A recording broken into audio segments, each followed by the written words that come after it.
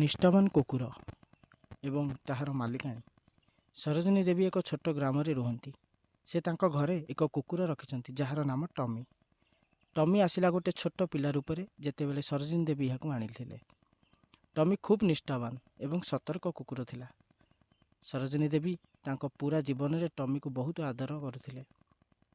ଟମିକୁ ଗ୍ରାମର ଲୋକମାନେ ବହୁତ ପସନ୍ଦ କରୁଥିଲେ ଏବଂ ସରୋଜିନୀ ଦେବୀଙ୍କ ଘରକୁ ଟମିକୁ ଦେଖିବାକୁ ଆସୁଥିଲେ। ଟମି ମଧ୍ୟ ସବୁ ସମୟରେ ତାଙ୍କର ମାଲିକଙ୍କ ପାଖରେ ରହି ତାଙ୍କୁ ସୁରକ୍ଷା ଦେଉଥିଲା। ଏକ ଦିନର ଘଟଣା। ଏକ ଦିନ ବଡ଼ ଚୋର ଗାଁକୁ ଆସିଲା।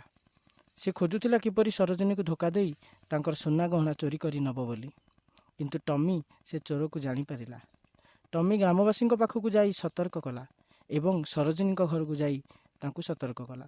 ସରୋଜିନୀ ଏହା ଶୁଣି ସବୁ ଗୋଟେ ବୁଦ୍ଧି ଉପାଜିଲେ। ସରୋଜିନୀ ଦେବୀ କିଛି ମିଠା ତିଆରି କରି ଚୋରକୁ ଦେଲେ। ଅପେକ୍ଷା କରିଥିଲେ କେବେ ସେ ମିଠା ଚୋର ଖାଇବ। କାହିଁକିନା ସେ ମିଠାରେ ଭାଙ୍ଗ ମିଶା ହୋଇଥିଲା। ଯେବେ ଚୋର ସେ ମିଠା ଖାଇ ଶୋଇପଡ଼ିଲା, ଟମି ସେ ଚୋରକୁ ଜଗି ରହିଲେ। ସରୋଜିନୀ ଦେବୀ ଫୋନ୍ କରି ପୋଲିସକୁ ଡାକିଲେ। ପୋଲିସ ହାତରେ ଧରେଇ ଦେଲେ। ଅବଶେଷରେ ଟମି ତାଙ୍କ ମାଲିକଙ୍କୁ ଆପତ୍ତିରୁ ବଞ୍ଚାଇଲା ଏବଂ ସରୋଜିନୀକୁ ସବୁ ଗ୍ରାମବାସୀ ପ୍ରଶଂସା କଲେ। ଏଭଳି ଧାର୍ମିକ ଏବଂ ନିଷ୍ଠାବାନ ପଶୁ ସବୁ ସମୟରେ ତାଙ୍କର ମାଲିକଙ୍କୁ ସାହାଯ୍ୟ କରୁଥାଏ।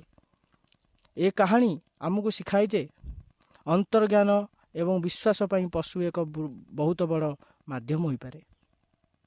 ଯଦି ଆମେ ପଶୁମାନଙ୍କ ପ୍ରତି ନିଷ୍ଠାବାନ ରହିବା ଶିଖିବା, ସେ ମଧ୍ୟ ଆମକୁ ଆପତ୍ତିରୁ ବଞ୍ଚାଇ ପାରିବ।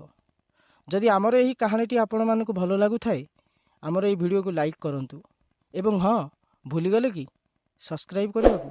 ଯଦି ଆମର ଏହି ଚ୍ୟାନେଲକୁ ସବସ୍କ୍ରାଇବ୍ କରିନାହାନ୍ତି, ତାହେଲେ ତଳେ ଥିବା ଏକ ନାଲି କଲରର ସବସ୍କ୍ରାଇବ୍ ବଟନ୍ କ୍ଲିକ୍ କରନ୍ତୁ। ଆପଣମାନଙ୍କୁ ଆହୁରି ସୁନ୍ଦର ସୁନ୍ଦର ମୋଟିଭେସନ୍ କାହାଣୀ ନେଇ ଆସିବୁ। ଏବେ ବିଦାୟ ଦିଅନ୍ତୁ। ଧନ୍ୟବାଦ।